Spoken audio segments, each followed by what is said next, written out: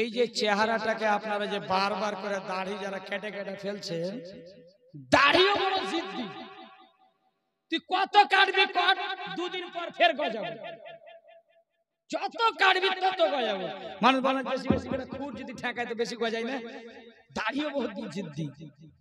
খোদার শুকর আদা করেন যে আপনি বেটা ছেলে পুরুষ, বেটি ছেলে দাড়ি খুব কম হয়, একান্ত হয়ে যায় হাজারে একটা, ঠিক কিনা? কিন্তু মহিলার কেন চেহারা তো দাড়ি নেই। আপনি বেটা ছেলের মতন দাড়ি সুন্নাত মুখে। আচ্ছা আমাকে খারাপ লাগছে নাকি?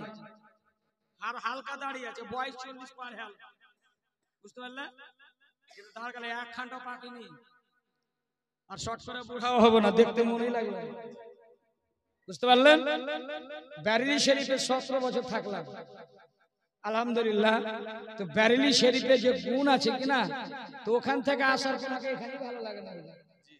এই চেহারাটা সুন্নাতে রাসূলে ঢাকা যাবে কি যাবে না?